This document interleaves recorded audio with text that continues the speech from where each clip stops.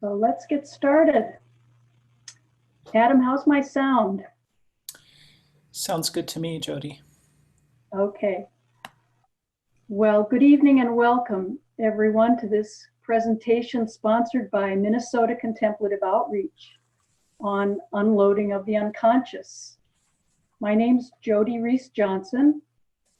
Mark Rodel and I will be co-leading this session with support from our chapter's leadership team. We're so excited that so many of you are able to join us tonight and that there's so much interest in this topic. We hope that this is a fruitful evening of exploration and learning for us tonight.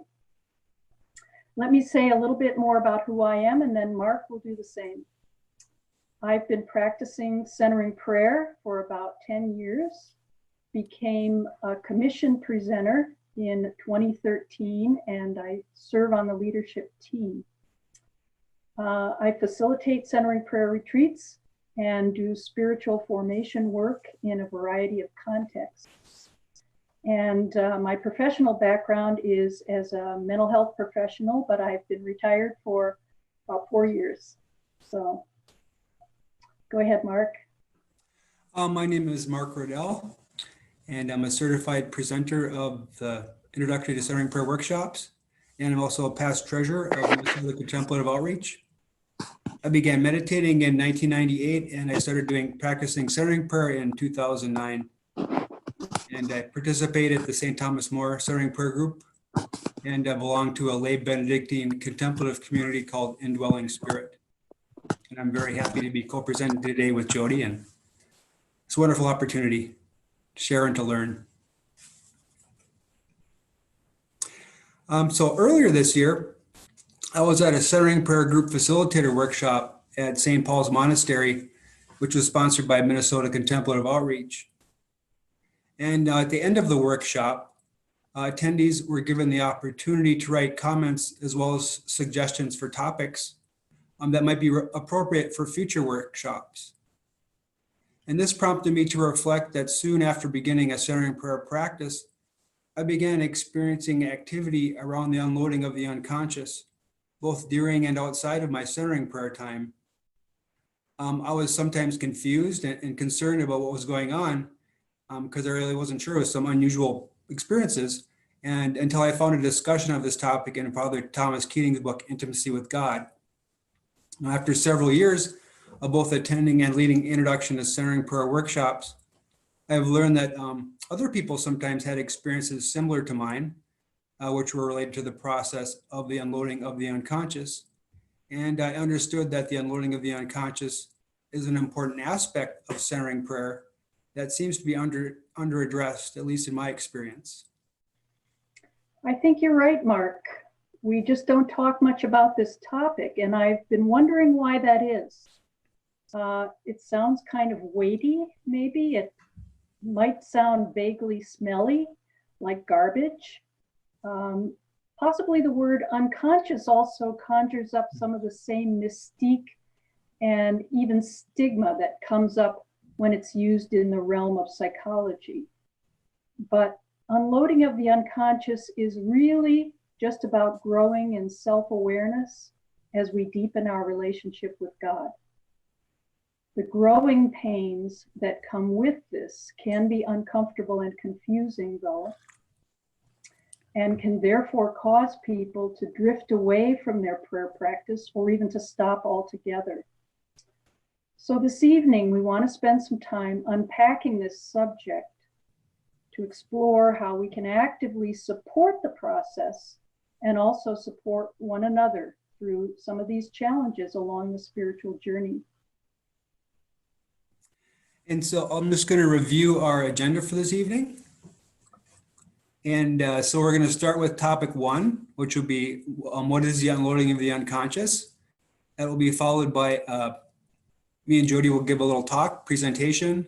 There'll be a video from Father Thomas Keating, and then we'll have a breakout session where we'll be given the opportunity to share in small groups.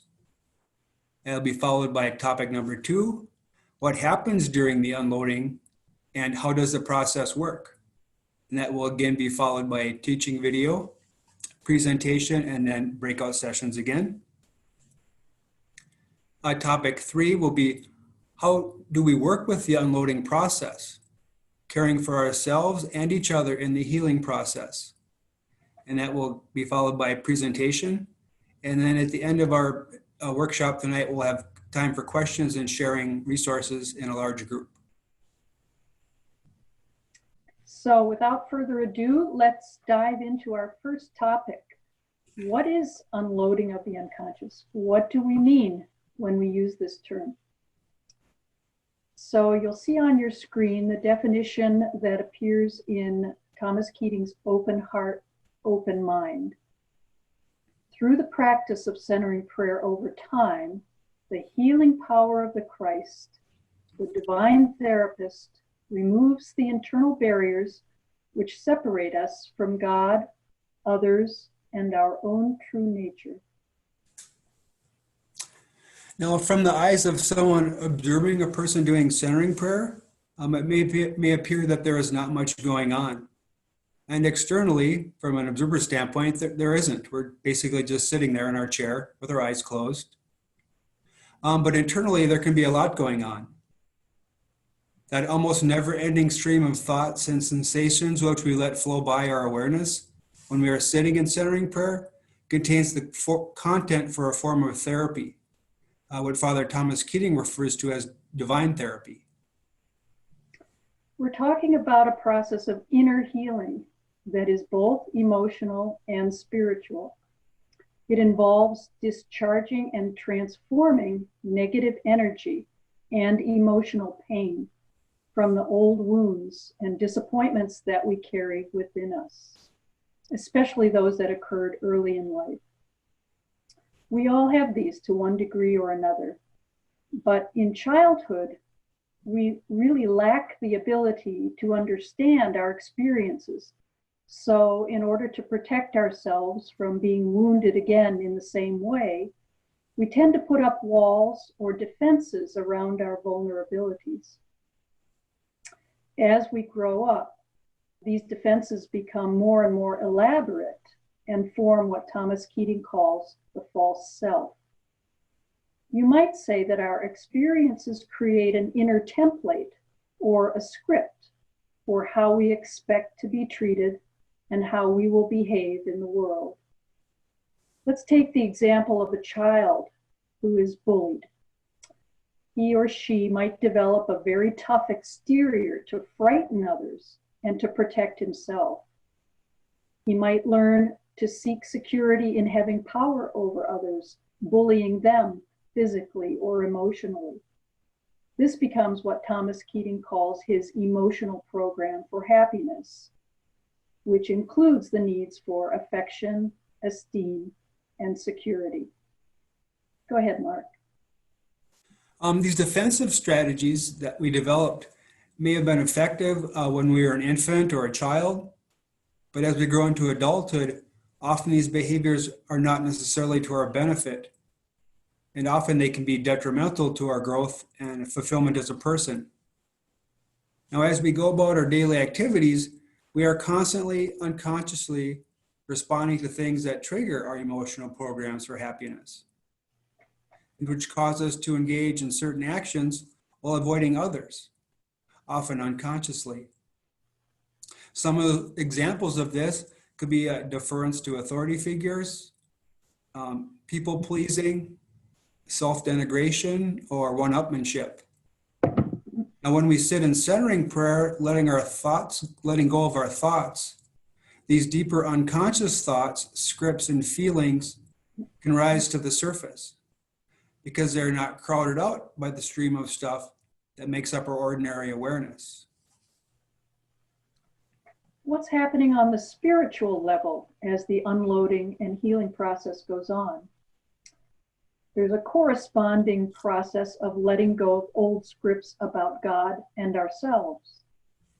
One of my scripts was that if I did things right in my prayer life and in my actual life, God would reward me. I would get what I want in my life. For other people, it might be having learned to expect God would provide a sense of peace, or that God would provide judgment for them, judgment of them. But that's our agenda, and we're really trying to open up to God's agenda. It's been tough for me to let go of my expectations of God. It sometimes feels disappointing and empty. Often at this stage, people can feel like they're doing the prayer practice wrong, or that they're going backward on the spiritual journey because God doesn't seem to be present to them in the same way as he was before. They might feel tempted to quit their practice. It's been helpful for me personally to remember that this is normal and even an expected stage of the journey. What's going on is that God needs to clear out the assumptions that we have about him and to move beyond our own needs in prayer so that we can learn to let God lead us. In the classic Christian tradition, this was referred to as purification of faith. It was a movement from knowledge to faith and trust. Now we're going to watch a short video segment from part 2 of the psychological experience of centering prayer. And the segment starts with an image of a tell. Father Thomas calls it a tell. It's basically a mound in the desert. And he uses this as a visual representation of our buried psychological history, with the oldest memories and experiences being at the bottom.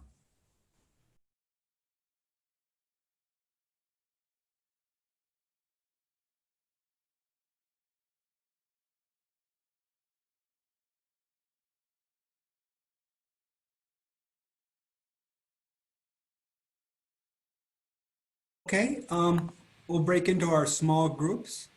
We'll be assigned to groups of 4 with about 3 minutes each to respond to this question. Has your practice of centering prayer over time affected your experience of God or your relationship with God?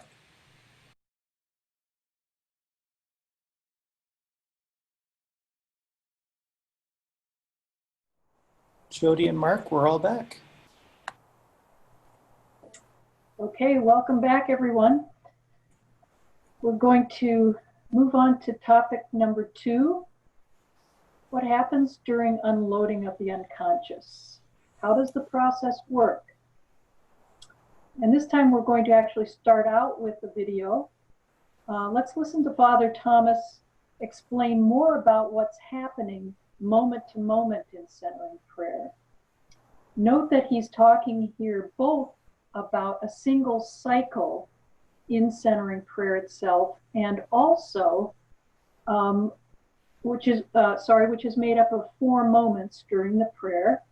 And he's also talking on another level about what happens along the spiritual journey with continued practice over time.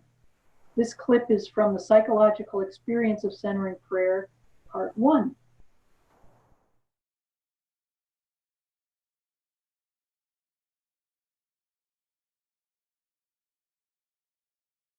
Heard Father Thomas describing the unloading of the unconscious as a storm of emotion that seems unrelated to your current life events.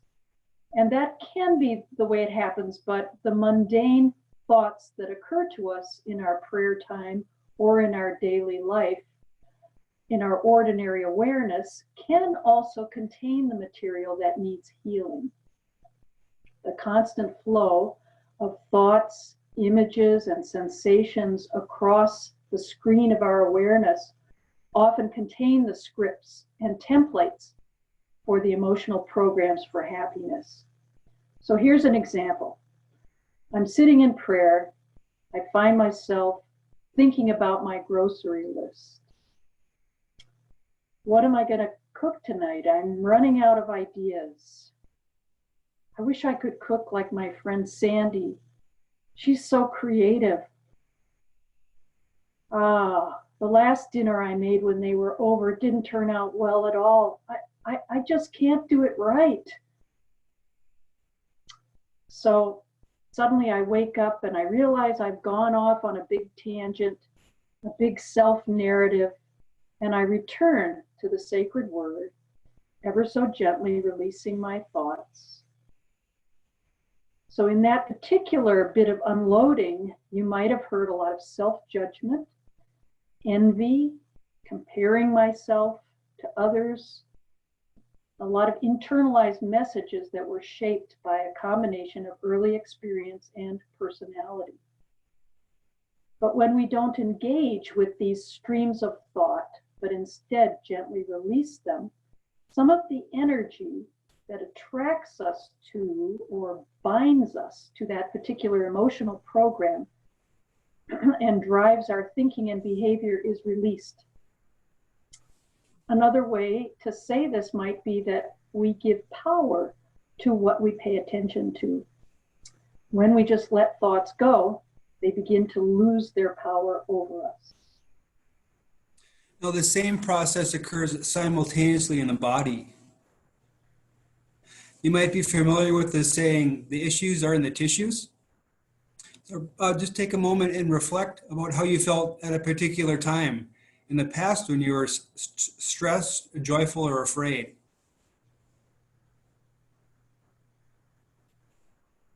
So our emotional states have corresponding physiological states. Depending on the situation we are in, we may tense up or we may relax. We may even make gestures or motions of which we are unaware. The mind and body are not separate entities. They function together, and what affects one can affect the other. Think of ulcers, for example, or how your own body responds to stress. I get stomach pains when I allow myself to be anxious about a specific issue for a prolonged period. So that kind of helps me not to worry about things too much because it hurts. During centering prayer, when we sit with the intention to be present to God and consent to God's presence and action within, the body relaxes and is given an opportunity to rest. And the experiences that have accumulated in our bodies over the course of our lives are given an opportunity to be released. It's kind of the same process that Father Thomas just illustrated in his video, only it happens in our bodies instead of in our minds, in our psyches. The method of centering prayer brochure under some practical point number 3 informs us that slight pains, itches, or twitches in various parts of the body, or a generalized sense of restlessness, are usually due to an emotional knot that is close to the surface of the body, which is unwinding. The unloading process is cyclical. Unloading, rest, unloading, rest. We keep coming up against the same issues in ourselves over and over, but each time it's at a higher level. So let's say a new situation such as a new job with a difficult boss has triggered our same old need for control. But this time, because of our prayer practice, there is more wisdom available to us, less reactivity, and more internal space to let the Holy Spirit guide us through the situation. Thomas Keating refers to this cycle as the spiral staircase. We may experience ups and downs, highs and lows, like riding the crest and trough of a wave, or reaching a plateau and then ascending or descending again. Each time we move through the cycle, a little bit of our old self is peeled away, and we become a little bit more of who we are in our true self, or in our true nature, which is our true self, which is who we are in God's eyes. And that portion of ourselves, which operates from an intuitive awareness of and trust in God in the present moment, becomes larger, and our ordinary awareness, which is built upon our conditioning and false self, gets smaller. It was the diagram Father Thomas kind of showed how the circle got, the inside of the circle kind of got bigger, or the outside got smaller. So we're moving, kind of peeling off the surface we're living from. We're moving into our core, into our true nature, our spiritual self. And so over time in our daily affairs, we begin to notice subtle changes in ourselves. We may be more patient with our spouse and children or other family members or coworkers. We might feel more connected to nature. We may be more content with who we are and our place in the universe. We might become more accepting of current events, even if we wish they might be otherwise. We might find ourselves responding to situations in a more level-headed manner. So in short, we begin to manifest in our thoughts and behaviors in an increasing manner the fruits of the Spirit. And the fruits of the Spirit are love, joy, peace, patience, kindness and generosity, faithfulness, gentleness, and self-control. In the YouTube video, The Psychological Experience of Centering Prayer, Part 3, Father Thomas Keating provides a comprehensive discussion of the spiral staircase. A link to this video will be included in the resource list, which will be presented at the end of the workshop. Let's move to our second breakout session now. You'll see another question on the screen. Take a few moments to jot it down. And again, you'll have about 12 minutes to respond to the question. And remember that sharing is always optional. If you prefer to be a listener, just simply say pass. And welcome back, everyone. We're all here, Mark and Jody.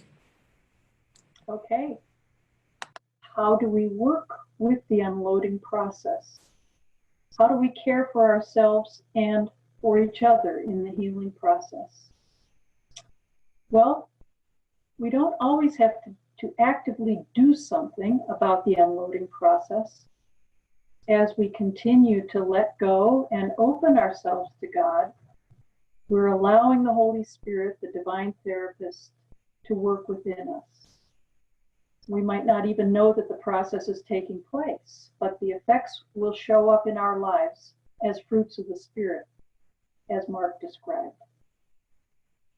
On the other hand, there are likely to be times when the process is quite uncomfortable.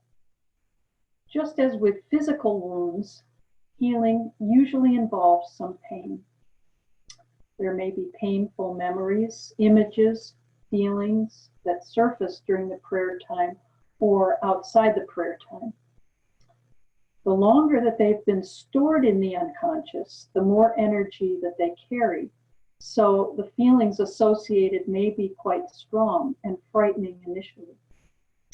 Regrets can arise, or things about ourselves that we'd rather not look at. It can be helpful to remember that there is nothing that is outside the realm of God's unconditional love and mercy.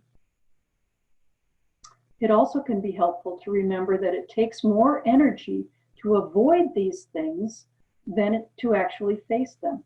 So the result can be quite liberating.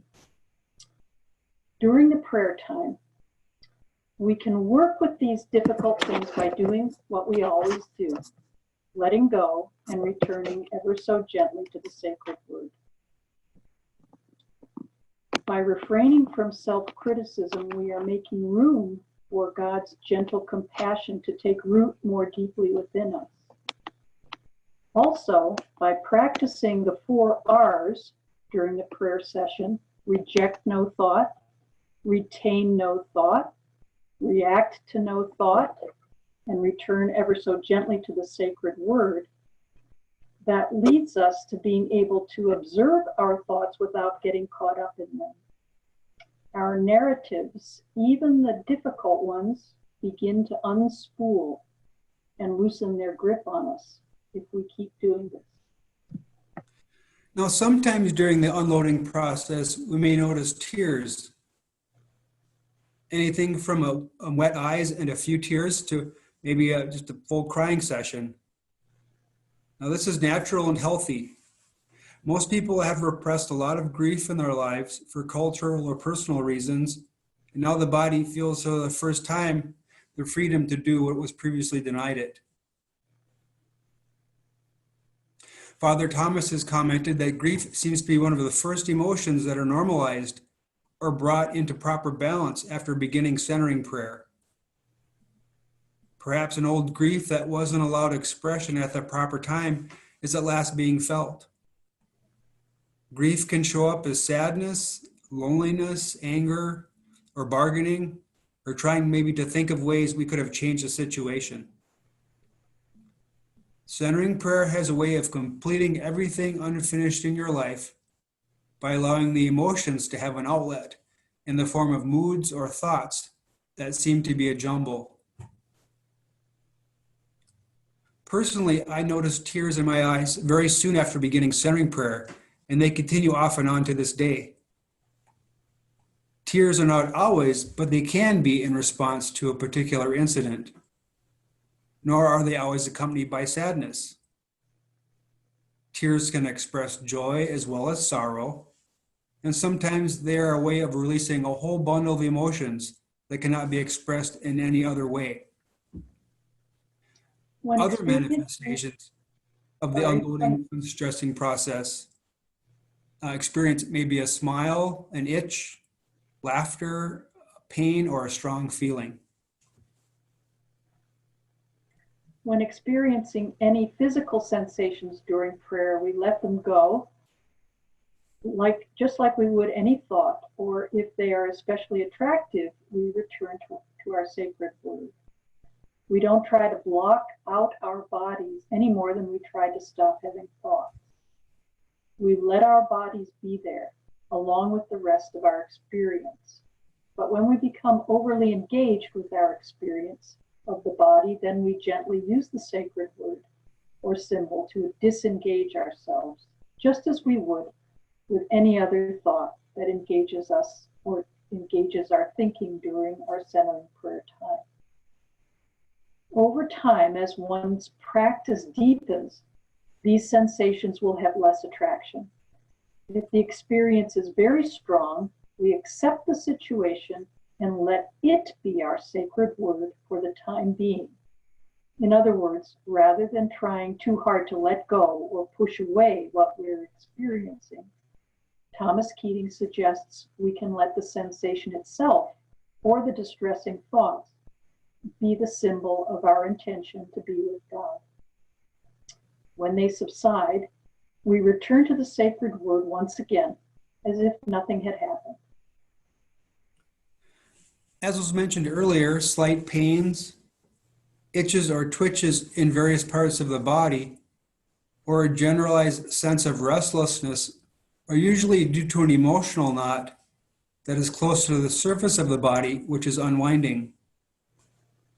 Another common physical sensation that may be experienced is that of a sensation of heaviness or lightness on our extremities. This is usually due to a deep level of spiritual attentiveness or relaxation. It's also important to say, however, that although we are strongly encouraged to just sit with whatever's happening and continue our practice, there may be times when something is so strong that we need to stop. If we feel very overwhelmed, it's okay to end the prayer time and do something else. Or we might choose to work with it directly using the welcoming prayer. And Adam is going to screen share a version of it that's elaborated by Cynthia Bourgeot. Yes, coming up. So I'm not going to go through all of these steps, but it's really a way of focusing in on the sensations of the body themselves, that whatever sensations are associated with the emotional material that's coming up, and redirecting the energy through the body until it dissipates. So this is a particular version of the welcoming prayer that is particularly helpful in working with what's called afflictive emotions. It's almost like a little bit like yoga in terms of breathing into a pose that's uncomfortable. And so you're sort of making gradually dissolving the knots, making the uncomfortable comfortable. As Mark described, the issues are in the tissues. Another helpful tool for working through inner conflicts is journaling, or we can talk with a trusted friend or a spiritual director or a therapist. Sometimes people ask when it's advisable to seek professional help. And here are some guidelines. A persistent feeling of being stuck or confused around a particular issue or experience. An inability to face an issue, an experience or memory. Feelings of intense shame or unworthiness that persist in spite of our practice. A persistent withdrawal from others. Feelings that one would be better off dead or wanting to harm oneself. Symptoms of depression or anxiety that seriously affect our ability to go about our daily lives and tasks. Now, although grief and even some level of depression can be normal in the unloading process, clinical depression is characterized not only by difficulty with daily functioning, but by an inner feeling of deadness versus a subtle feeling of aliveness and movement towards something which characterizes spiritual growth. Sorting this out on our own can be difficult. So working with a spiritual director is really very strongly recommended for anybody who's seriously engaged in the spiritual journey. Spiritual directors also can bridge with much of the psychological material or issues, and they are trained to recognize when someone needs more immediate or specialized help. Some centering prayer groups actively share their experiences on the spiritual journey, while others do not. If yours does, are there clear expectations about keeping confidentiality? Even if your group is limited to prayer and less personal sharing, it can be helpful to periodically talk in a general way about the spiritual journey, including the unloading process, to normalize it for people. Many groups share study of the spiritual journey through reading books together or watching teaching videos and discussing them. And it's important always to validate members' experiences. Unloading experiences vary from person to person. Some people may experience it very intensely, while others might not experience it at all. If someone in your group experiences symptoms of unloading during group prayer, such as tears or feeling very upset and needing to leave, we can support them by checking in with them to ask how they're doing and whether they would like to talk about what they are experiencing. What about our present context of global pandemic and social upheaval? What might that mean for unloading of the unconscious? Well, most of us are spending a lot more time at home, and depending on your situation, that could present a unique opportunity to deepen your centering prayer practice. At the same time, the more you practice, the more unloading there will be. So it's important to be mindful of that. Right now, we're all experiencing a lot of stress and worry that we might not be fully aware of. I have a friend who's a dentist who tells me that dentists are seeing a huge uptick in bruxism, which is tooth grinding at night. So that's a symptom of unconscious stress manifesting itself during sleep. Centering prayer can help release this stress, but it will also sweep out some older stuff with it. Conversely, When people are very stressed or a lot of feelings have piled up in the unconscious, they may tend to avoid their prayer practice because they sense a lot will come up. So during this tough time, we encourage you to keep practicing as you always do, working with the unloading. Perhaps some of the tips that we've provided can be helpful, and also reach out for help when needed. This would be a great time to connect with an online centering prayer group through Contemplative Outreach if you haven't already or you're not attending one right now. But most of all, be patient and compassionate with yourself wherever you are along this journey.